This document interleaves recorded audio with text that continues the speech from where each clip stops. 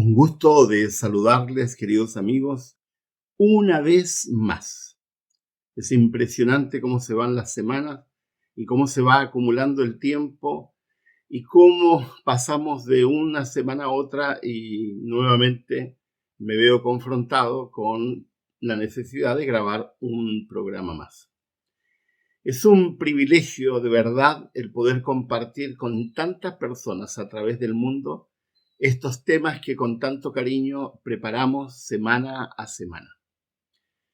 Quiero agradecerles, como siempre agradezco, a todos aquellos que me escriben, ya sea en público o en privado, que me hacen preguntas, porque las preguntas sirven de retroalimentación, que me animan a continuar, que nos ayudan, algunos económicamente, para también continuar, que nos cuentan de las conversaciones y los diálogos que suscitan en sus familias, con sus amigos en relación con estos temas.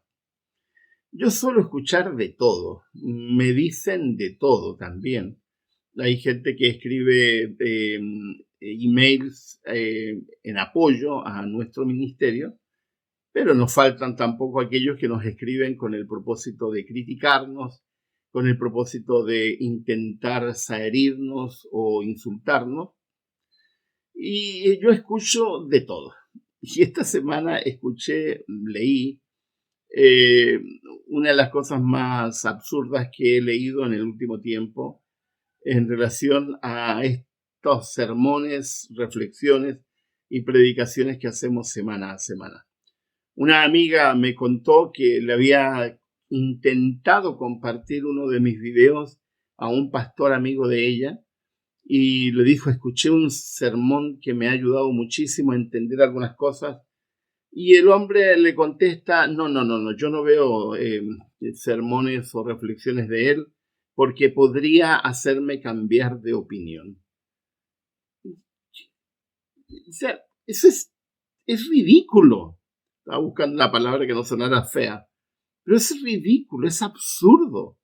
No escucho para que no me haga cambiar de opinión. Es decir, eres sabio en tu propia opinión, como dice el proverbio, y no estás dispuesto a examinar lo que conoces. Eso es terrible, porque eso es simplemente oponerse a desarrollarse, oponerse a seguir creciendo, simplemente porque tengo miedo de que me puedan eventualmente hacer cambiar de opinión. En mi caso, leo de todo. Cuando digo leo de todo, literalmente leo de todo. Leo de todo. Veo documentales, que ya les he comentado muchas veces que yo suelo ver documentales. Suelo ver conferencias. Me encantan las conferencias TED. Y veo constantemente, al menos una o dos veces a la semana, porque las conferencias TED son cortitas, de entre 20 y 30 minutos, que es algo espectacular, ser capaz de sintetizar en 30 minutos. Ustedes saben que yo procuro hacerlo. Mis reflexiones rara vez duran más de 30 minutos, precisamente porque intento concentrar el conocimiento. Me desconcierta a personas que se niegan a seguir creciendo. Me desconciertan las personas que suponen que ya no deben conocer más, lo cual es un acto de presunción, es un acto que finalmente no nos permite crecer y desarrollarnos.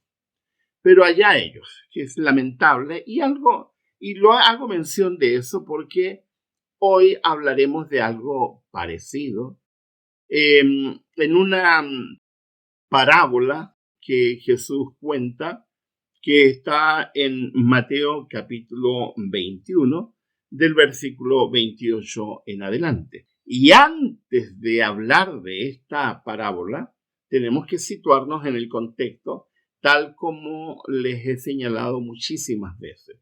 Ustedes ven que yo no ando saltando de un versículo a otro, que me concentro en una sección de la escritura, porque creo que esa es la forma correcta de estudiar, no saltear de un lado a otro. Mateo es uno de los evangelistas que contiene la mayor cantidad de discursos de Jesucristo y muchas de las parábolas de Jesucristo. Y muchas de los diálogos de Jesús, de las parábolas de Jesús, de los discursos públicos de Jesús, solo están en Mateo.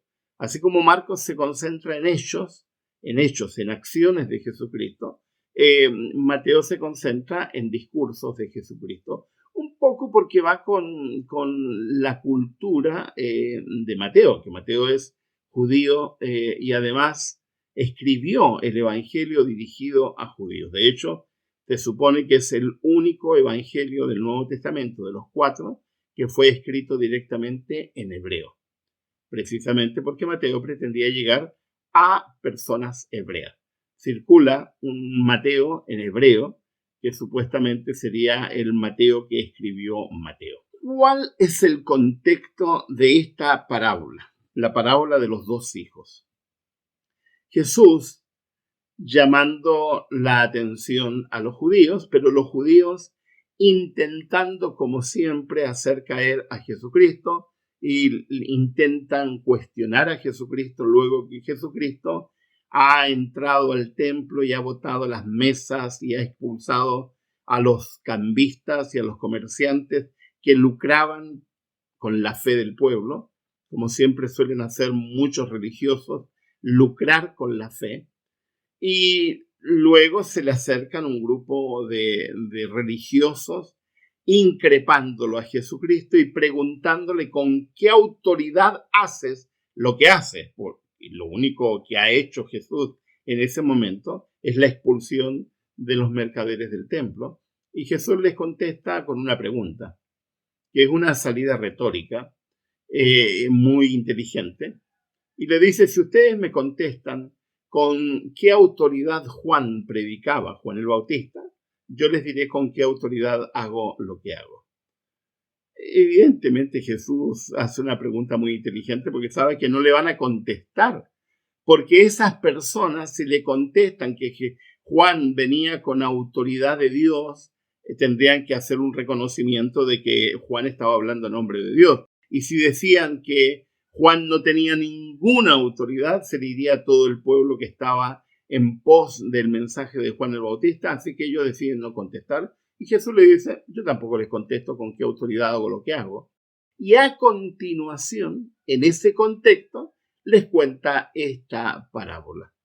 Dice el versículo 28 al 31, que está concentrado el meollo de la parábola, Jesús les dice, ¿qué les parece? Continuó Jesús.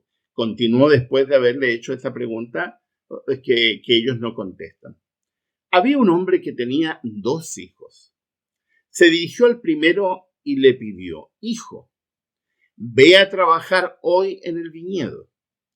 No quiero, contestó, pero después se arrepintió y fue. Luego el padre se dirigió al otro hijo y le pidió lo mismo, y éste contestó, sí, señor, pero no fue. ¿Cuál de los 2 hizo lo que su padre quería? La respuesta es obvia. El primero, contestaron ellos. Y en ese contexto Jesús comienza su análisis, su reflexión. Han escuchado el mensaje de Juan el Bautista, pero han elegido no creerle.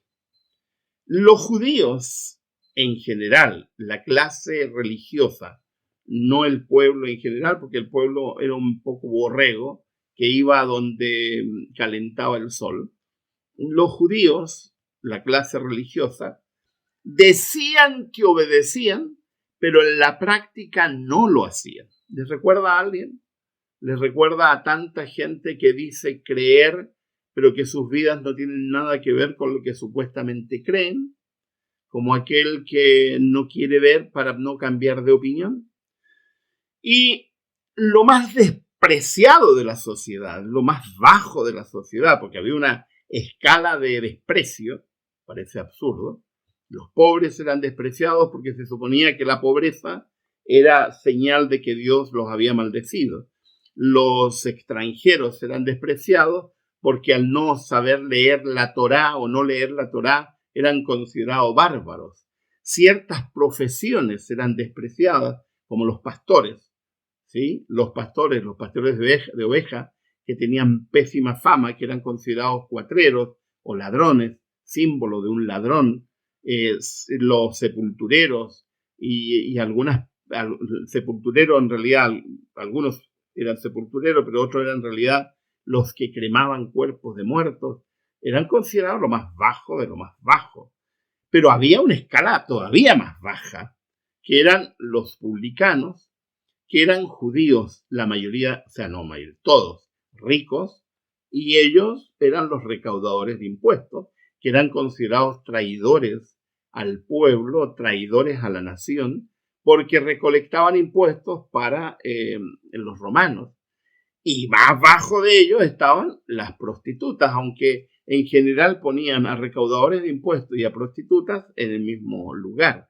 La prostitución era muy común en Israel, y había muchos de estos fariseos fanáticos talibanes del mundo antiguo que se consideraban santos, pero utilizaban prostitutas, y el pueblo igual, porque si existían era porque había gente que pagaba, lo que siempre ha ocurrido. Cuando algunos tiran piedras a las prostitutas, yo digo, antes de tirarle piedra, piensen bien que si esas mujeres hacen lo que hacen eh, por la necesidad que tienen, es porque hay alguien que está detrás de alguna manera avalando, usando, maltratando, etcétera, a esas personas. Ahora, los publicanos y las prostitutas que escucharon a Juan el Bautista, muchos de ellos se arrepintieron y entraron a las aguas del Jordán para ser bautizados por Juan, porque se conmovieron con el mensaje del llamado al arrepentimiento que hacía Juan el Bautista, y fueron sensibles al mensaje. Pero los fariseos, los religiosos, los sacerdotes que escucharon a Juan, no, nosotros no vamos a seguir a un individuo que prácticamente vive como un alienado de la sociedad. No, y aunque entendían que el mensaje era más o menos acorde con lo que ellos enseñaban, no estaban dispuestos a seguirlo. Ahora, ninguno de los dos hijos, evidentemente, actúa bien. Uno porque dice que va a hacer y no hace, y otro porque dice que va a hacer y no hace. De todos modos, el que obedece al final, habiendo dicho que no lo haría, es el que hace mejor. Lo ideal es que ambos hubieran obedecido y hubieran seguido las instrucciones del padre. Y lo extraño de esto es que los dos hijos son hijos, valga la redundancia, de un dueño de una viña. Así que directamente ellos también son dueños de la viña. Y cuando no van a trabajar a la viña, se están negando a trabajar en algo que les pertenece, lo cual es irónico. Es oponerse a participar en algo que les pertenece. Y en este caso, todos, es decir, publicanos y prostitutas y religiosos, son parte del mismo pueblo, son parte de la misma viña. Los judíos en general, los religiosos, habían perdido de vista la misión, habían perdido de vista el sentido de la misión. Ahora, ¿qué sentido tiene la parábola y cómo podemos hacer una aplicación de esa parábola para nuestros días? Hay muchas personas que prometen y no cumplen. Muchas personas que dicen ser lo que no son. Mucha gente que actúa de una forma en público y de otra manera muy distinta en privado. Dicen lo que no hacen. Viven contrario a sus palabras. Yo recuerdo hace muchos años, vivíamos en Chile, tuve que ir a las 3 de la mañana a recoger a un familiar al terminal de buses, un familiar que llegaba a esa hora desde Santiago de Chile. Y así que me fui, en un día de invierno, hacía muchísimo frío, y no había mucho lugar para estacionarme. Me estacioné en un lugar con poca luz, así que tampoco podía leer, como había planeado y como normalmente hago en todos los tiempos muertos, voy leyendo. Así que bueno, me entretuve mirando a la gente que subía y bajaba de los buses y observé que justo a una distancia de unos 6, 7 metros de donde yo había estacionado el vehículo, había un kiosco, le decimos en Chile, un puesto de comida, que además de vender comida, vendía alcohol. Y me di cuenta que la gente bajaba y el 70% de las personas que se acercaban pedían alcohol, algunas cervezas y otros licores. Eh, Dicen, yo nunca he bebido, así que no tengo idea, de que el alcohol te da un poco de calor, me parece ser alguna cosa de reacción del cuerpo frente al alcohol. Y estaba en eso y de pronto veo bajar del bus a un pastor que yo conocía muy bien, sabía muy bien quién era, y mi primera reacción fue un poco por entretenimiento, otro poco porque estaba medio aburrido, a bajarme para saludarlo. Pero me quedé estupefacto cuando la persona vino directamente al kiosco. Y ahí me quedé mirando, dije, ¿qué va a pedir este hombre? Y lo primero que veo que observa es que él mira para un lado, mira para otro y pide un vaso de alcohol. Y supe que era alcohol porque la botella era de alcohol. Un licor muy fuerte que se vende en Chile, que es el pisco. Y no vamos a entrar en discusiones con los hermanos peruanos, así que eso es otra cosa. Pero el pisco, que se vende mucho en Chile, y le sirvió. Yo sabía que era una botella de pisco, sí, conozco perfectamente. No lo he bebido nunca, pero sé perfectamente cuál es la botella. Se lo toma rápidamente, vuelve a mirar de un lado para otro y se va corriendo de vuelta al bus donde estaba, porque en realidad era un bus que estaba detenido unos momentos mientras subía gente. Y yo dije, ¿qué hago? ¿Qué hago? Eran otras épocas en mi vida, tenía muchísimos miedos de algunas cosas, así que opté por callarme, nunca le dije nada a esa persona, pero siempre me quedó la espina. De día abstemio y hablando en contra del alcohol, de noche bebedor de alcohol. Me cruzan algunas cosas y me hace sentido después al entender el tipo de vida que ha vivido esa persona. Y para mí un medidor de la vida de los religiosos son los hijos. Un poco la vida que han vivido sus hijos, que de alguna manera tienen que haber visto. Y esto es una cosa importante, entre paréntesis, porque tú puedes engañar a la gente, puedes darle discursos al pueblo, hablar grandilocuente en relación con otras personas, pero no puedes engañar a los que están más cerca tuyo. Eso no puedes hacerlo. Ahora, hay muchos religiosos, muchísimos religiosos, que tienen un discurso muy elegante, un discurso muy coherente, pero en la hora de la práctica, su discurso se diluye, simplemente desaparece. Y no hay nada en la práctica de lo que hay en el discurso. En cambio, los fariseos, o sea, los publicanos y las prostitutas, que vivían lo que vivían y que eran lo que eran, sabiendo el desprecio que el resto de la gente sentía hacia ellos, que vivían un estilo de vida que al final era despreciable por la gente de su tiempo, finalmente hacen lo que no se espera de ellos y terminan convirtiéndose. Ahora, muchos no cristianos, y quiero ser tajante en esto, muchos no cristianos viven muchas vidas más honestas que algunos cristianos. Quiero repetir esto porque no quiero que se malentienda, pero quiero que se entienda.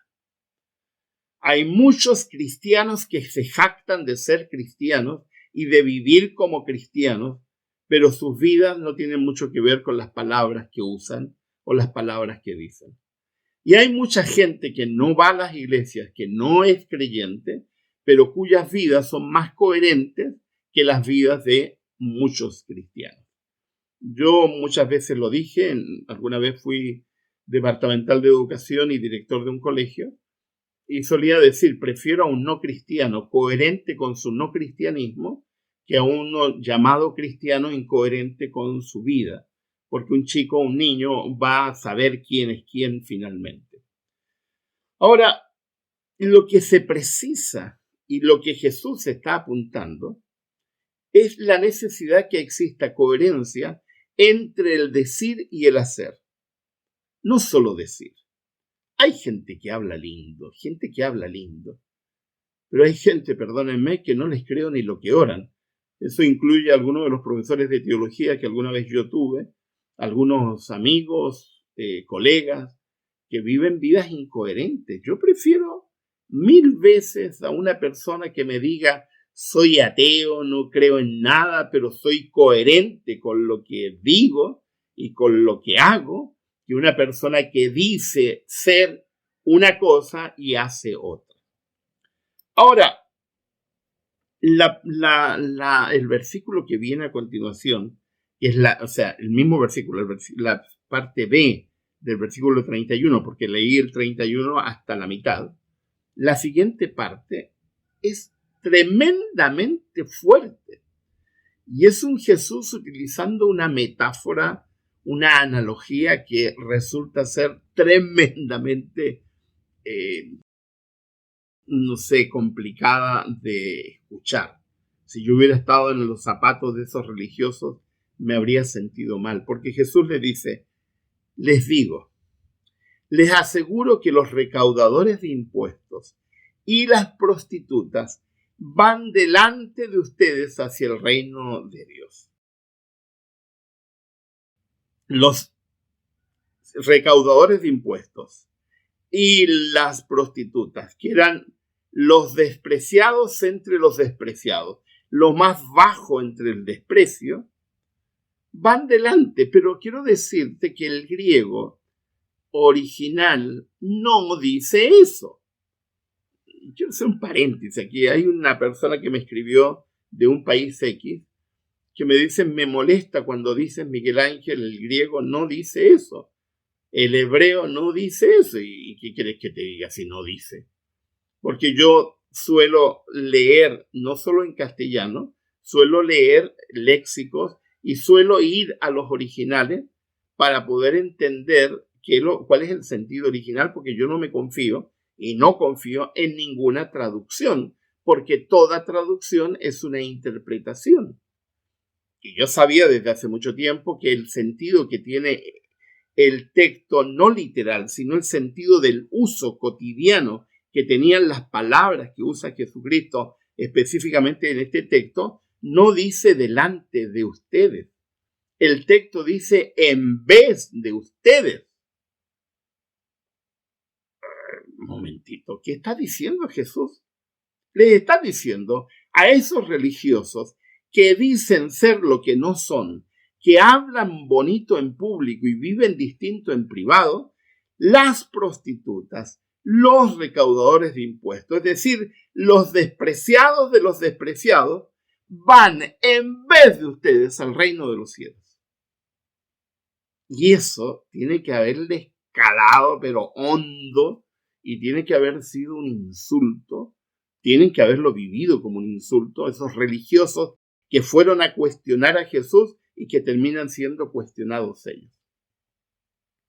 Van en vez de ustedes. Y no te equivoques, querido cristiano que me estás escuchando. Y si hay algún talibán cristiano que me está escuchando, tampoco te equivoques. Dios sabe. Dios sabe si nuestro discurso es coherente, o como diría Agustín de Hipona, elocuente. Llamado elocuencia al actuar y al vivir, y no elocuencia al que solo decía y no vivía. Decir y vivir es lo que Dios espera. Eso es elocuencia. Hablar sin actuar es una acción pecaminosa. Cristo les había hablado a estos religiosos ya en el capítulo 23, Mateo lo dice en el capítulo 23, es mencionado también por Lucas de una forma un tanto distinta. En 23:3, hablando de los religiosos, dice, ellos dicen y no hacen. Algo que vimos algunas semanas anteriores cuando hablamos de los sepulcros blanqueados. Ahora esto es dramático. Esto es dramático. Van no delante, van en vez de ustedes. Ten cuidado cuando desprecias. Ten cuidado cuando menosprecies. Ten cuidado cuando mires en menos a alguien que tiene prácticas de vida que son distintas a las tuyas. Dicen, no, si yo soy cristiano, yo vivo distinto, soy un hijo de Dios privilegiado, este se va a perder. ¿Quién eres tú para decir eso? Ay, yo quiero ver la cara, pero de verdad, no, aquí no estoy mintiendo, ni estoy usando retórica. Quisiera ver la cara de admiración de algunos cristianos que se van a salvar cuando vean aparecer a algunos. ¿Y este de dónde salió? Porque se van a llevar unas sorpresas enormes, así como yo bromeo mucho con Isaías, que va a ver aparecer a Manasés, que lo mandó a matar, a cerrar, partir por la mitad, y va a estar entre los salvos. Isaías también, y lo va a ver aparecer. Imaginen la cara de Isaías, ¿y este qué está haciendo acá? Va a ser impresionante. Ten cuidado cuando señalas, ten cuidado cuando apuntas, ten cuidado cuando menosprecias. Hace unas semanas atrás, por algo que yo escribí en relación a los homosexuales, una mujer me escribió indignada y me dice, yo no tomaría ni siquiera un vaso de agua donde ha estado que ha tomado un homosexual aunque me estuviera muriendo de sed.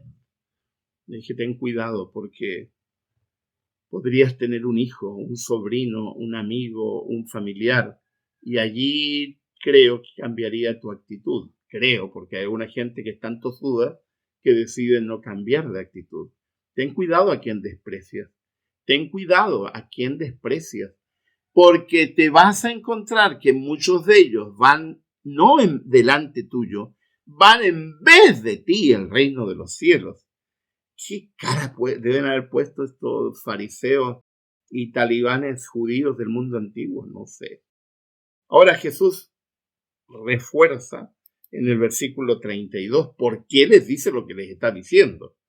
¿Por qué te estoy diciendo lo que te estoy diciendo? Porque Juan fue enviado a ustedes a señalarle el camino de la justicia de Jesús y no le creyeron. Pero los recaudadores de impuestos y las prostitutas sí le creyeron. E incluso después de ver esto, ustedes no se arrepintieron para creerle. Porque eso es lo más absurdo. O sea, los despreciados, los publicanos y las prostitutas, creen en el mensaje transmitido por Juan, deciden arrepentirse, entran al Jordán para ser bautizados en ese símbolo del sumergimiento y del renacer. Ustedes lo ven, se dan cuenta y aún así deciden no creer. Yo vengo escribiendo hace mucho tiempo y nunca lo termino, como tantos libros que tengo comenzado y no termino. Un libro que obedece a una inquietud que he tenido durante mucho tiempo. ¿Por qué las prostitutas y los parias de la tierra no son cristianos? Y yo no creo que sea por el mensaje. Yo creo que es por los mensajeros.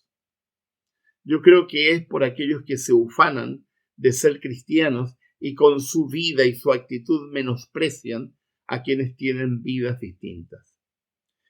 Jesús les recuerda a estos individuos religiosos de su tiempo que han olvidado para qué fue anunciado las buenas nuevas.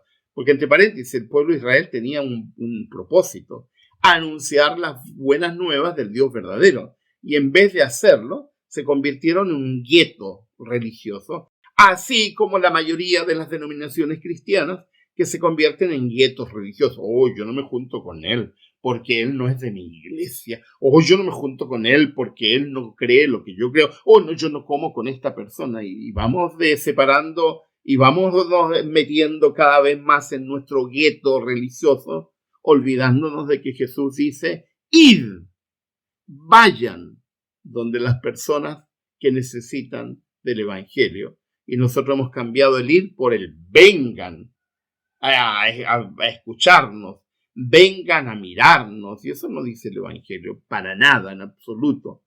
Esa es una distorsión del mensaje de Jesucristo. Vieron, observaron cómo prostitutas y publicanos entraron a las aguas del Jordán para ser bautizados en arrepentimiento después de escuchar el mensaje de Juan, y eligieron no creer en Juan. Decidieron no creer en el mensaje aunque veían los efectos. Ni siquiera al ver a personas transformadas los sensibilizó frente al mensaje que traía Juan, que era anunciar lo que ellos ya sabían, pero habían decidido no creer. Lo extraordinario de todo esto era que los fariseos, los saduceos y los sacerdotes, de cara al público, eran irreprensibles. Por eso debe haber sido muy desconcertante para mucha gente que escuchaba lo que Jesús decía, porque eran personas que se veían frente a los demás, entre comillas, buenos, buenitos. Vivían vidas apegadas a la ley, eran estrictos en la observancia de la ley, guardaban los mandamientos. Sin embargo, Jesús consideraba que estaban muy cerca de la ley y muy lejos de la gracia, porque hay que estar muy lejos de la gracia para no ver las evidencias de la transformación producto del Evangelio. No habían hecho lo correcto. Eran el hijo que dijo sí, Señor, y no hizo lo que había que hacer. Ahora quiero decirles que una religión apegada a la letra, pero desprovista de gracia, no sirve. Una religión apegada a la letra, a la ley, pero que no está provista de gracia, no sirve. Una religión fría, legalista, pero que no escucha al pecador arrepentido, no sirve. Una religión de normas y principios vacía de ternura no sirve. Y quiero decirle que hay muchísimos cristianos, incluyendo algunos que me están escuchando, que están muy cómodos entre cuatro paredes. Hoy si yo soy tan bueno, porque no soy como mi vecino que es un rufián que bebe alcohol. Capaz que ese que bebe alcohol está más cerca del cielo que tú. Ten cuidado, ten cuidado, ten cuidado, porque las prostitutas y los recaudadores de impuestos van en vez de ti al cielo. Porque ellos han captado la gracia, porque la han entendido, porque es gracia, porque saben lo que están recibiendo. Nuestro mundo está lleno de publicanos y prostitutas. Nuestro mundo está lleno de traidores y de personas con una moralidad perversa. Pero hay personas que están dentro del ámbito moral adecuado, pero muchos de ellos están más cerca de la perdición que de la gracia, porque se ufanan, porque al final sus vidas no tienen nada que ver en la práctica, en lo privado, y no es tan solo lo privado, también en partes de la vida pública, con el mensaje del Evangelio. Y hay muchas personas que saben quiénes son, saben que están lejos de ser perdonados y que no se sienten dignos, pero están más cerca de la gracia porque tienen una actitud de entrega. La autosantidad, la autoconsideración que yo soy mejor que otros, no salva a nadie, incluyéndote a ti. Lo único que salva es la actitud de metanoia arrepentimiento, que es cambio de mente, porque metanoia significa cambiar de mente, de aquellos que, habiendo decidido no creer, luego creen y se arrepienten y van, habiendo decidido no obedecer, luego obedecen y se arrepienten y se entregan. Que aquellos que dicen creer, pero que hacen contrario a lo que crean. No te equivoques. No te equivoques, no te equivoques. Dios ve todo. Dios ve todo. Y cuando actuamos mal en un ámbito, es imposible que no actuemos mal en otros ámbitos. Es imposible. Así que, querido, querida que me estás escuchando, ¿a qué grupo perteneces? ¿Al grupo del hijo que dice no quiero y luego se arrepiente y va?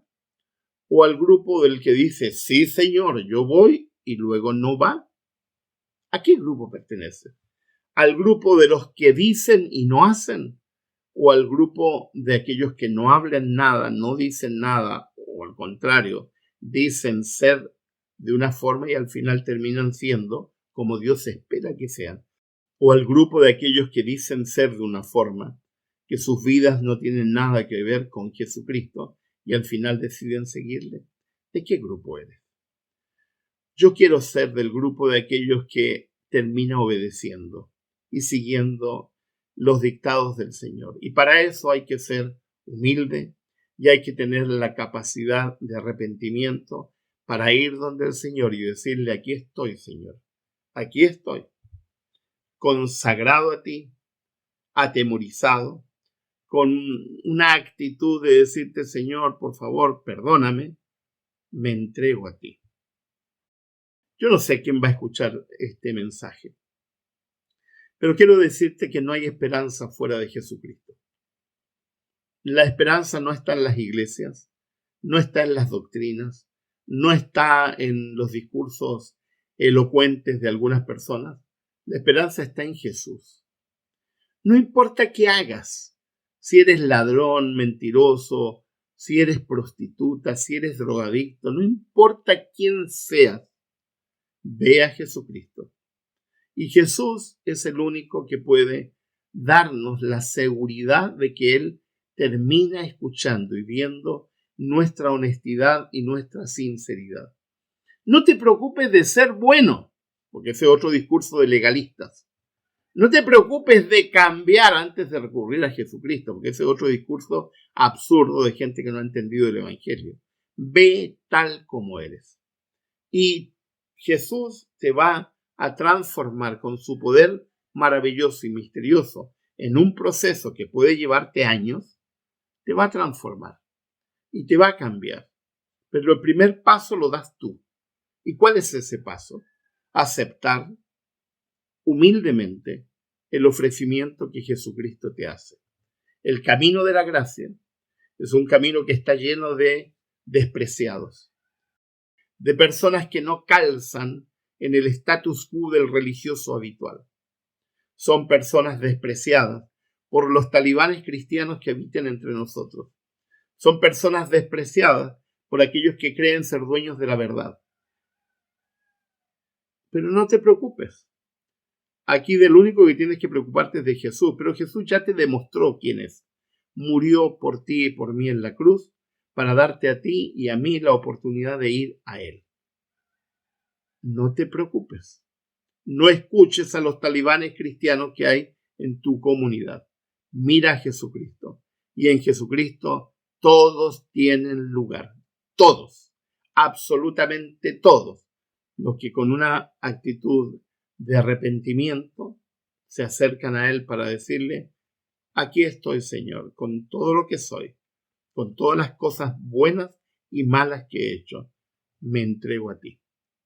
Que el Señor les acompañe, que el Señor les bendiga, que su Espíritu Santo nos guíe a todos para ser parte del pueblo de la gracia. Les ha hablado el pastor Miguel Ángel Núñez.